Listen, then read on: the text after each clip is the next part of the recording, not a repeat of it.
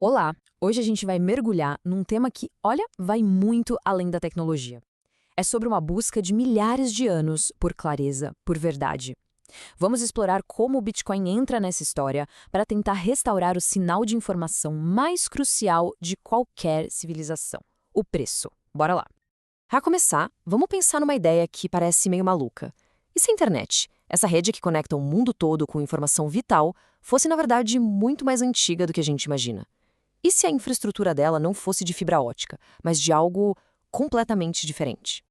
Pois é, muito antes de existir TCP/IP, a humanidade já tinha um protocolo de informação global. E esse protocolo era o sistema de preços. Pensa assim, cada preço não é só um número, sabe? É um pacote de dados super compacto. Um resumo que comunica escassez, demanda, risco, inovação, tudo isso através de continentes e culturas. Era basicamente a internet original da economia. Então, para a gente entender como essa rede funcionava na prática, precisamos voltar um pouco no tempo. As grandes rotas comerciais da antiguidade, como a famosa Rota da Seda, eram a infraestrutura física dessa internet ancestral. E olha que legal como essa analogia funciona direitinho. A Rota da Seda, por exemplo, não transportava só seda e especiarias. As rotas em si eram os cabos. Os mercadores que decidiam o que comprar e vender para onde ir, eles eram os roteadores humanos. A moeda, tipo ouro, era o protocolo que permitia que todo mundo se entendesse. E os preços? Bom, os preços eram os pacotes de dados carregando informação crucial sobre o mundo. E essa ideia, por mais que pareça moderna, não é nova não. Um economista muito importante, Friedrich Hayek, já descrevia o sistema de preços como uma vasta rede de telecomunicações.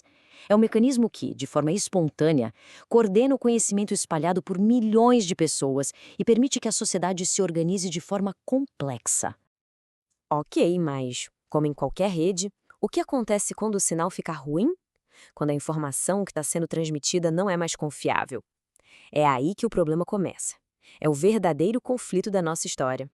E essa comparação deixa tudo bem claro. Com sinal limpo, a informação reflete a realidade e as pessoas conseguem tomar boas decisões.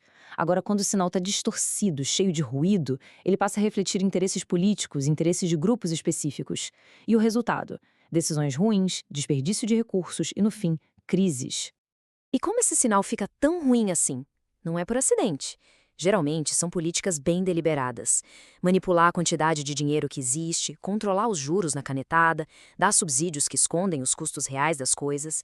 Cada uma dessas ações vai injetando ruído na rede, distorcendo aqueles pacotes de dados que a gente chama de preços. A melhor analogia para isso é a de um GPS com as coordenadas erradas. Imagina só, você está dirigindo, confiando cegamente num mapa que, na verdade, está te mandando por meio do nada, ou pior, por um penhasco. Na economia, isso tem nome: malinvestment. São investimentos ruins que parecem bons por causa dos sinais falsos e que uma hora ou outra levam a uma crise. Sabendo desse problema, a humanidade passou milênios procurando uma solução. Uma forma de criar um protocolo monetário que fosse resistente a esse tipo de ruído, que pudesse funcionar como uma âncora, uma base de estabilidade para essa rede toda. E aí, num processo de seleção natural do mercado, o ouro acabou se destacando como a melhor tecnologia para essa função. Pensa bem, ele não estraga, é fácil de dividir, de carregar e, o mais importante de tudo, sua escassez é previsível. Ninguém pode simplesmente criar mais ouro do nada. Isso fez dele a ferramenta ideal para garantir a integridade do sinal de preços.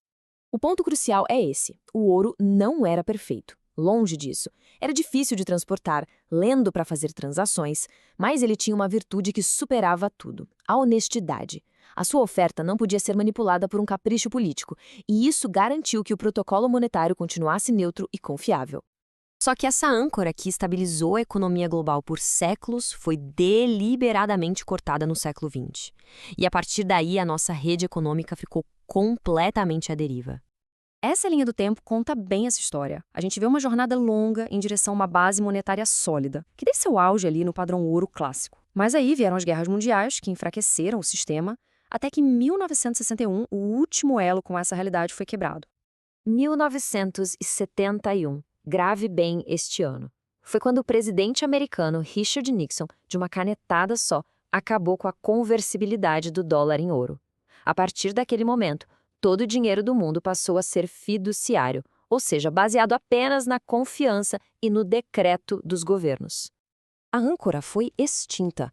A rede monetária global perdeu sua base estável, seu chão, e desde então o sistema opera num estado de ruído permanente. É daí que vem a inflação estrutural, as crises financeiras que sempre voltam e distorções que parecem ficar cada vez maiores.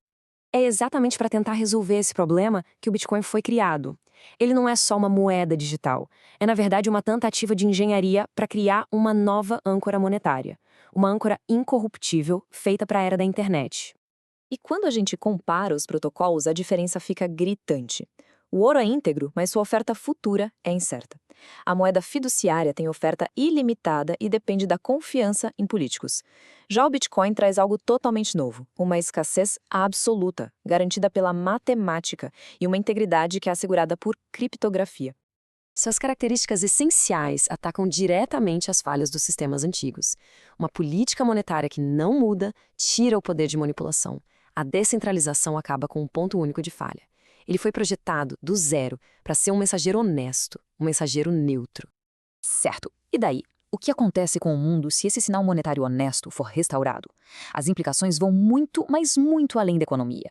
Elas mexem com a própria estrutura da nossa civilização. Um dinheiro honesto incentiva a poupança, a responsabilidade. Ele força os governos a terem mais disciplina fiscal, reduz a criação de bolhas e crises artificiais e, fundamentalmente, nos orienta a pensar mais no longo prazo, a construir um futuro mais estável. Tem uma frase que resume essa jornada toda perfeitamente. A internet libertou a informação. O Bitcoin representa o próximo passo lógico, a libertação do dinheiro, que é a informação mais importante de todas.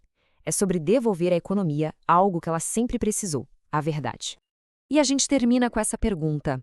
A história da civilização é, no fundo, uma luta pela clareza da informação que nos permite cooperar. O Bitcoin é a ferramenta mais recente e talvez a mais poderosa nessa longa jornada. A questão que fica no ar é: será que um código, que a matemática, pode de fato restaurar a honestidade no coração da economia global? Bom, isso só o tempo dirá.